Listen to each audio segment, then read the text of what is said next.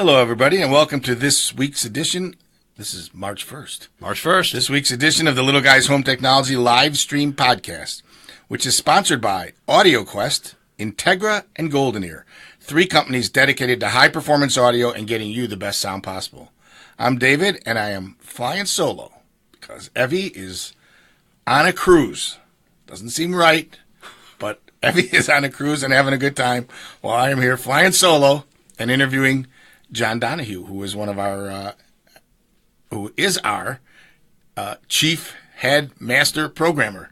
The Little Guys, located at 190-31 South Old LaGrange Road, where Mokina meets I-80. Store is easily accessible from anywhere in the Chicagoland area, Northwest Indiana, Southwest Michigan. Just get on 80, go to LaGrange Road, go south, and we're right there. It's pretty easy to get to. So you can check us out at thelittleguys.com. You can email us anytime at info@thelittleguys.com. And you can call the store at 708-754-8844. It's a fun store, lots of cool stuff on display, and lots of people willing to help and explain and show you the latest and greatest in technology, from a simple Blu-ray player to networks to just total control and automation. We do make house calls all over Chicagoland, including Northwest Indiana and Southwest Michigan. It's best to have some dialogue with us first, phone or email, or stop in the store, and we can determine if we should do a walkthrough. We can check out your specific requirements, possibilities, see your existing gear, and figure out if it can blend in with the new system design in any way. We can sit and discuss all the possibilities and check for possible wire pass as well. So we do charge for this service. It's refunded when we do an install, but it's a minimal charge, and more importantly, we can look at your specific situation and figure out what the right thing to do is. So, again, feel free to comment along the way here on Facebook, and email us anytime at info@thelittleguys.com. You can sign up for our e-blasts and sale notifications and newsletter on the front page of thelittleguys.com down at the bottom. And you can like us on Facebook as well, which we love, because it seems like we do more and more Facebook stuff all the time. Why is that? So anyway, the Facebook thing might get big. So. It might actually make it. It's like the Beatles. Anyway, so today we're going to talk about control with John, and John's been around for not as long as me, obviously, fortunately for him, but John's been around for a long time, and he's been in this industry for a long time, right? It's been a while, right? It's been a while. I don't like to admit it, but yeah, it's over 20 years in the industry, coming in on 25, and almost 15 with the Little Guys this year. There you go. And John's one of those unique people who can take the technical aspect, understand the programming and the details that go into programming, and still relate to people. There's a lot of guys who do really good programming who can't really carry on a conversation with people. And there's a lot of guys who have great conversations but can't do programming. But to combine both in one person is pretty exceptional. And we pride ourselves in having John as part of the Little Guys, because he can make the remotes do what they're supposed to do. He understands the reality of the programming thing. He understands what people want them to do, and given whatever their limitations are, he can make them work at the best of their ability, for sure. Why don't we talk about the history of control just a little bit before we get into specifics of what happens now? And from going back to me, it actually started with a remote. It was that ringy thing from Zenith or Admiral, where it hit the little tubes and the little cylindrical things and made a tone. Oh yeah, I remember. No, I don't actually. No, you don't. No, you don't. But it started with remote controls, basically, where you had the convenience of a remote control. You could change channels and raise and lower the volume. Well, didn't it start with grabbing your kid and telling him to go change the channel for you? It started with that. But remotes. It was the early 60s kind of a thing, I think, middle 60s, when remote controls became popular. And then all of a sudden that becomes expected, right? To be able to control things. And very, very quickly the remote control became a standard issue on all your televisions and electronic devices, because once you didn't have to get up and go turn the channel, nobody wanted to go back to that. That was awesome. And I think the TV integrating with the audio systems, the surround sound concept in the movies and that kind of thing, that's when remotes really became prevalent on audio gear. Yes. Right? Because you could sit back and do it. You had one with a CD player once in a while, maybe, or that kind of thing. But when the devices weren't no longer manual, like turntables, right. You had that flexibility of having that control. Yeah, no, the whole bringing your surround sound system into your living room and being able to watch your television through your speakers when people were sitting down, and now you had a remote for your television, now you had a remote for your receiver, and you had to start doing that remote juggle is kind of where I started coming into play. So at first it was like if you bought I'll use you an example. If you bought a receiver brand, what A or B or C, you took that receiver's remote and it would learn the TV and it would learn the Blu-ray or DVD player. It would learn the CD player back then. And of course the buttons were always easily erasable, so you had to reteach it every 2 weeks. But they did some automatic stuff. They did some automatic switching and things like that. I mean, there was some of that. There was some primitive macros back in the day with then I used to call them system calls, or Yamaha, one of the two had those remote controls that would you could the door would flip open. There was 800 buttons. Oh, what a nightmare! And then there was companies like Universal Remote and Universal Electronics, the companies that came out with these like kind of non-branded attempts at universal remotes. Yes. where they learned a bunch of things at once. You had to be a little bit of an engineer to figure out how to make them work, and they didn't work that great, but they were okay, right? And then I think what really accelerated the remote thing is the RF ability, the radio frequency instead of infrared. Yes. Right? You no longer had to aim it at the stuff, and then the macros worked, and macros are a series of commands, right? Yes, a series of commands that when you pick up a remote control, your television, your receiver, your Blu-ray player, your cable box, when you have all these different things, you need to make 6 or 7 commands in order to watch television nowadays. That's that sequence of TV power, input 1, cable box power. Now, you to be able to set the receiver power, the receiver input, all those things have to happen in a specific order. And that's where the macro comes into play. There you go. So as that evolved and got better and better and better, there was fringe concepts of automation, X10, little weird automation things that were out there that would make a drawer open or make a light come on or do something, kind of weird and off to the side. Yes. Basic lighting control was that X10's primary, yeah. function or whatever. Yes. And I remember we custom made this a plunger switch that pushed the door open on a guy's cabinet. That kind. We couldn't close it because we didn't have closures at that time. But you pushed the doors open on the guy's cabinet so he could watch TV at the same time as he was using the system. That was a huge deal. That was like, holy cow! Look at that. You hit the button and it mechanically pushes the door open, kind of a thing. So there was lots of that kind of stuff. In today's world, control has gotten much simpler and much less expensive. If we go back to the more advanced control systems in the early 2000s, late 90s, early 2000s, the Crestrons and the AMXs and the guys like that were out there that were doing control, and those systems were typically in luxury homes only and businesses, but luxury homes only.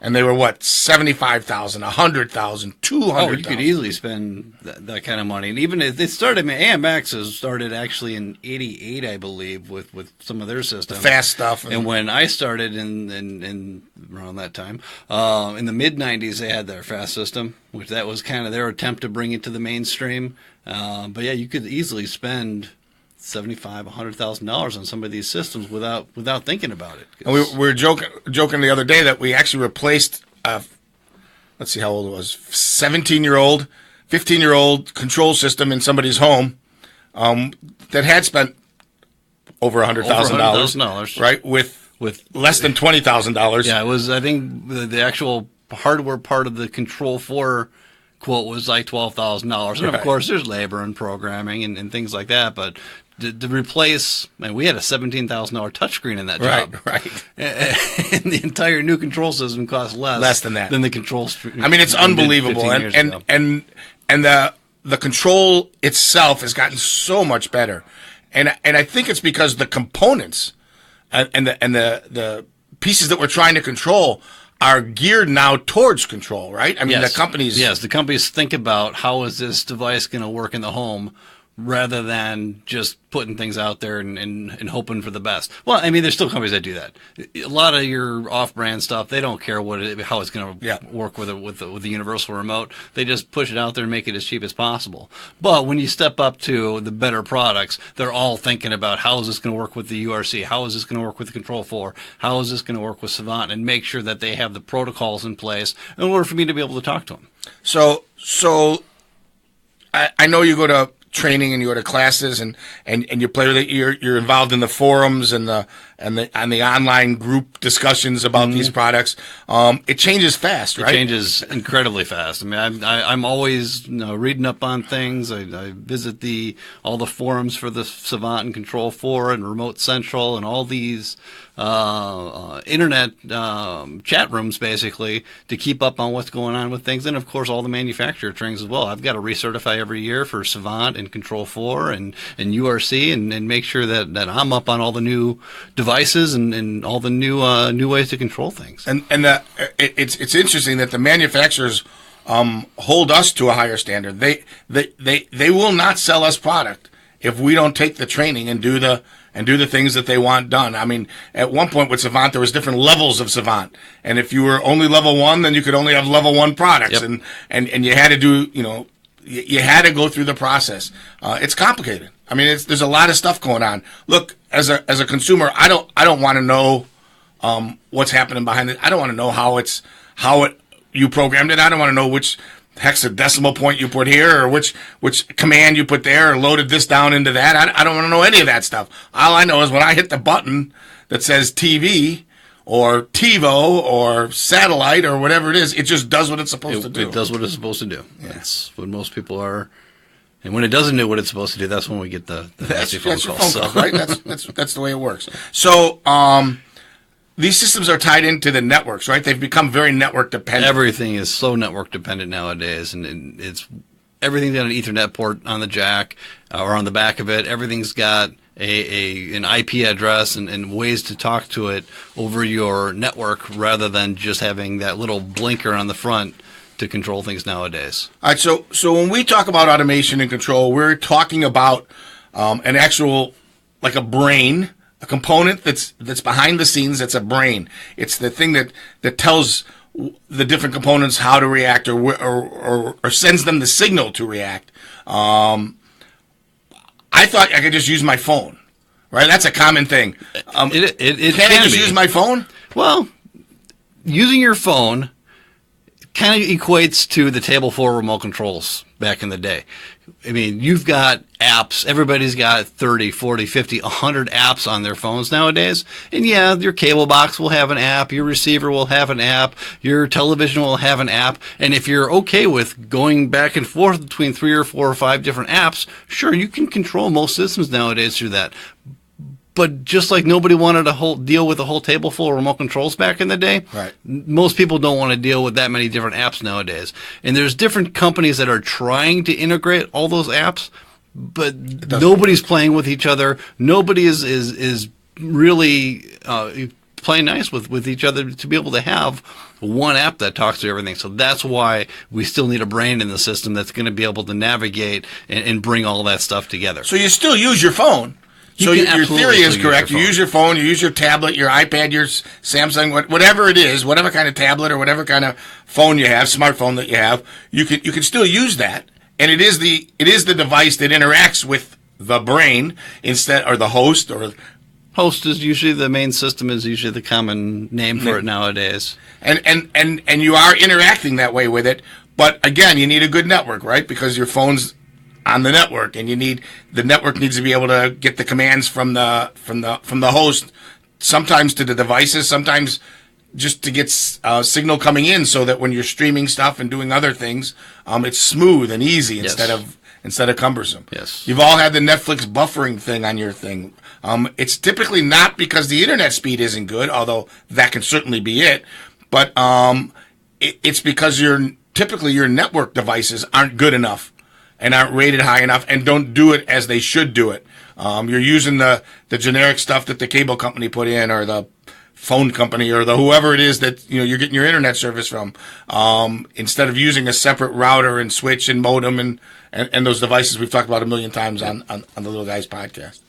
All right, so here's another question that comes up a lot. Why do I want an automation system? I don't want to use my phone to turn on my TV and change channels. And this is a lot of times, this is a generational thing, where a lot of times you get the young guys and young folks that come in and they want to do everything on their phone, and then you get my age or your generation, they come in and say, I don't want to use my phone. I like having a button-based remote control. I like being able to sit and just hit channel up and down, or know where that channel icon is on the remote control. Why do I want to use my phone for everything? I want to set my phone down when I get home and not worry about it until I have to go to work the next day.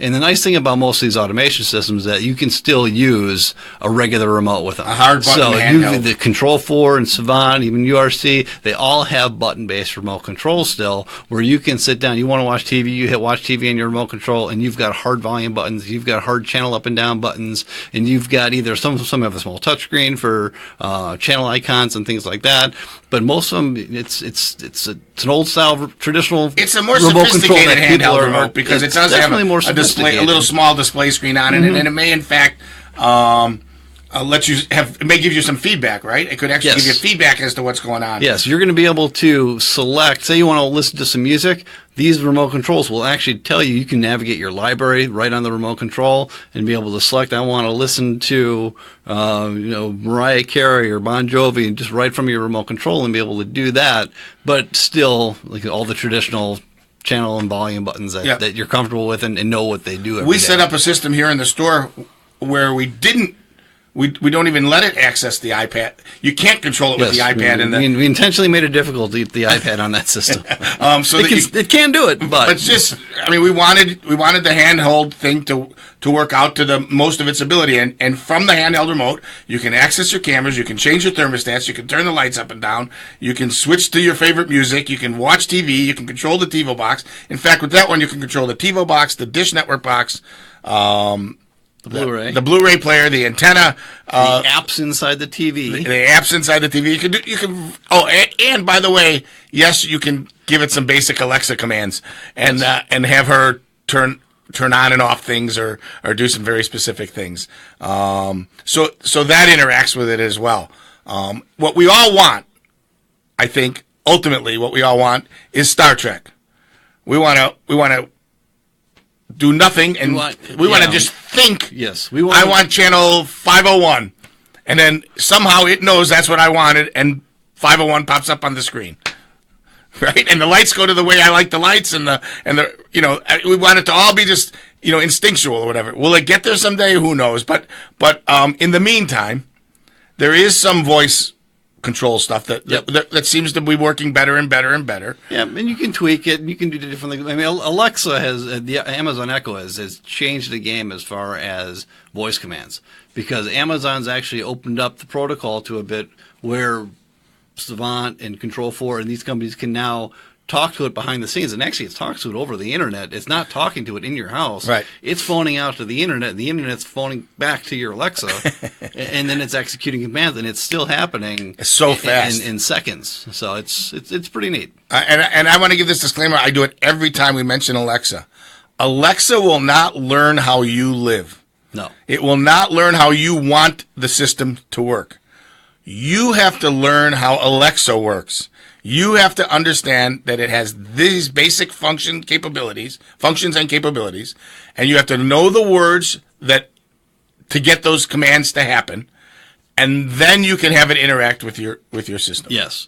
If you have exorbitant amounts of free time, there's a lot of stuff that you can do, but it's still a box. There's still borders and boundaries to what you can actually have her or have it do for you. Yeah, I mean, so it's cool, it's neat, but it's just not quite there yet, or whatever. In terms of, you can't walk in the house and say, turn my TV to channel 7, put on my lights in this room, do this and do this and do that in your own words and in your own terms. No, there's no thinking. The Alexa doesn't think. It can only react to what you actually say specifically. It's just like you pushed the button, except you did it verbally. Yes. That's really what it comes down to. So, all right, here's another one. I just started building a new home. We have fancy automation system in our old house, and every time we wanted to change something, it seemed cumbersome.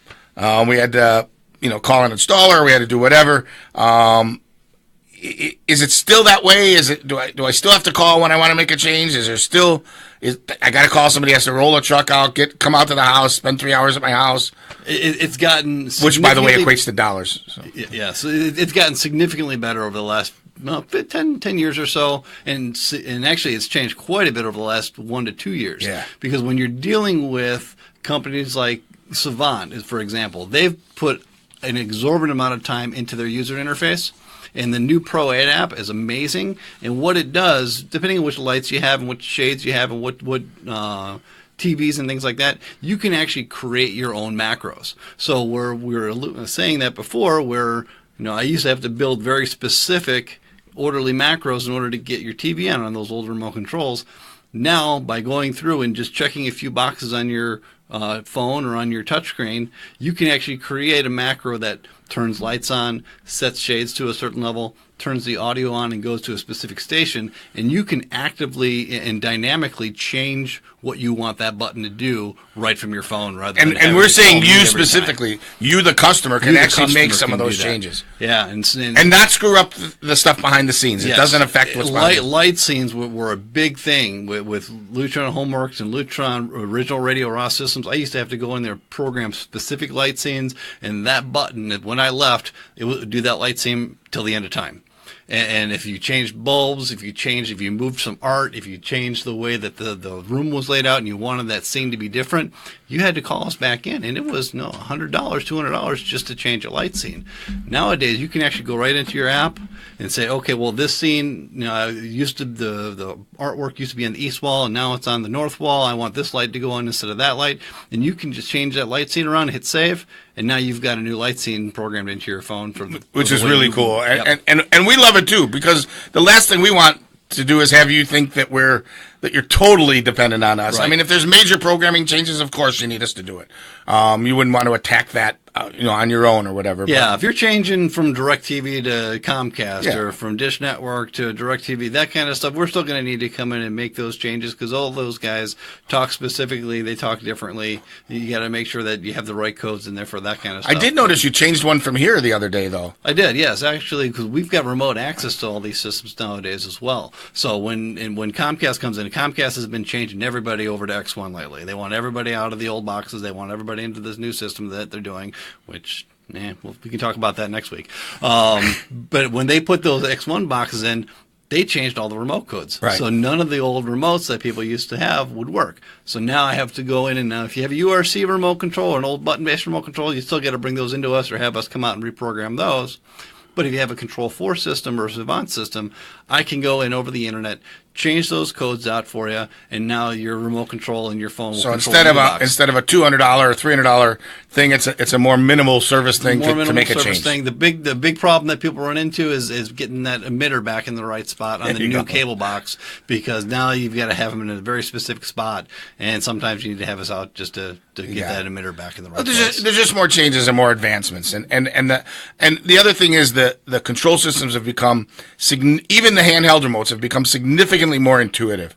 The babysitter can pick up the remote and know how it works. Of course, kids are fearless anyway. Yes. Right. So kids instinctively know how these things work. Yeah. They've grown up with it their whole lives. They don't have no preconceived ideas of it's only supposed to do a certain thing. They just pick it up, they look at it, they make sense out of it in their heads, and they hit the right buttons. The teenagers nowadays, they'll be finishing up a system, and they'll have the app already loaded on their phone. Right. They'll be working stuff in the next room, and they haven't even gotten there yet. It's like, okay, well.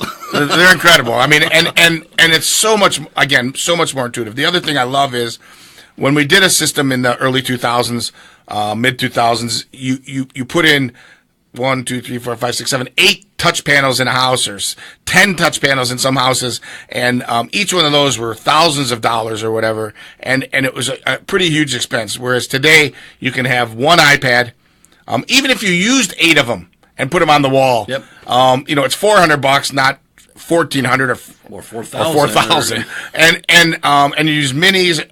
Everybody, it doesn't matter how many phones you have. It doesn't matter how many iPads you have. None of that matters. It's not like you're paying licensing fees for each one.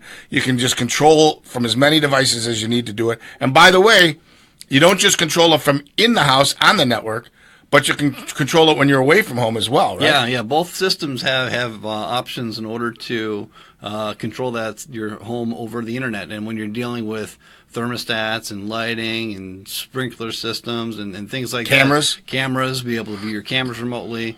And there's secure connections. One of the things that people don't realize when there are cameras in particular, when you're putting on the Hikvision app or the a lot of these apps that come with your cameras, they're not secure. Correct. They're opening up ports on your routers, and it's now anybody can go in and do whatever they want. Your system, and if they know your password, they can hack your password. They can get into your cameras. With the Savant and the Control 4 systems, they're actually setting up a secure connection through their servers. So your phone is going to their server, and then their server is making a secure connection back to you. And now you've got a totally secure connection into your home that you can control things, see your cameras, change your thermostat. It's more and more important all the time that people don't have access to them. It used to be just for business, but now it is for the home and having that feeling that nobody can hack in or they're not hacking in and controlling your stuff or changing things. Frankly. Exactly, changing things, messing with monitoring cameras. People just like to mess with people sometimes, and open ports on routers and firewalls are an open invitation to people because there's people who just sit on the internet and look for open ports on people's houses. Yeah, it's unbelievable, ridiculous. I get a notice every once in a while that somebody's trying to hack my Apple stuff. Yep. I got one this morning that said somebody in Naperville is attempting to use your Apple password, and I'm like, no, it gives me the option of rejecting it or whatever, and then tells me to change my password, of course, which I just changed last week, but whatever. Well, don't you have to change your password every 8 hours with Apple nowadays? Yeah, anyway? They're nuts. Fingerprints only. If I'm dead, drag me over to the thing and put my finger on there. That's all. All right. So, again, control's gotten a lot easier. I will tell you what I tell almost every single customer that I deal with when it comes to control systems. You can buy hardware anywhere. Not from the better brands. There's a few more limited choices there. But you can buy hardware to control things anywhere. The key to the systems is the programmer. The key is having people like John be able to understand what it is you want to happen, understand what it is the limitation of that system, and then what's the best method or path to make that happen. As a member of the Home Technology Specialists of America, the group that's throughout the country, over 65 dealers, we share ideas. We share things we find. It turns out that in order to get an LG OLED TV to turn off every time, there's a very specific thing that you can do. Well, guess what? If we weren't in that group, we would struggle our way through that. Maybe 6 months from now or a year from now, we'd have the answer. But instead, we have it that next day. Yep. It's amazing. There was I forgot what the most recent Samsung issue was, where they did an update on the TVs, and the TVs would no longer. They stopped working with the HD base T transmitters. It stopped working with the way that we get signal to the TVs. They stopped working with them. I mean, there's thousands and tens of thousands of people out there who are using their Samsung TVs a very specific way, and they made a change, and it stopped working. They broke it. No, and there's no magic wand. We can't fix that, right? We have to find out what the workaround is. Well, within 24 hours, we have a workaround, and then 6 weeks later, 8 weeks later, Samsung makes a change, and everything is okay. But although they don't have a great people track don't record. mind. They don't. They can go 6 weeks without the TV. Yeah. It's not that How about big a 6 deal. hours without the TV is a problem. All right, so we want to thank everybody for tuning in. Thank everybody for listening. John, thanks for sitting in and hanging out with us or whatever. What we're trying to tell you is it's gotten much easier to do. It's gotten much less expensive, and it's a lot more fun because it is more reliable and works better. So don't be afraid of it. Don't be afraid of the technology. Don't be afraid of the automation part of it. Let us walk you through it. That's the big thing, is that with automation, people think that they're spending a lot of money and they're buying more complicated. And if you're buying more complicated, your programmer didn't do a good job. Yeah, it should be much easier. You're spending this money in order to make things work easier and work more fluid for you. So. All right. So once again, I want to thank Integra, AudioQuest, and Golden Ear for sponsoring the podcast. I want to thank you guys for listening. It's The Little Guys, thelittleguys.com. info@thelittleguys.com for emailing anytime. The store is open Monday through Thursday, 10 until 6, Friday and Saturday, 10 until 5. We are closed on Sundays. We look forward to seeing you in person and hanging out. always. All right. Thanks for tuning in. Bye-bye.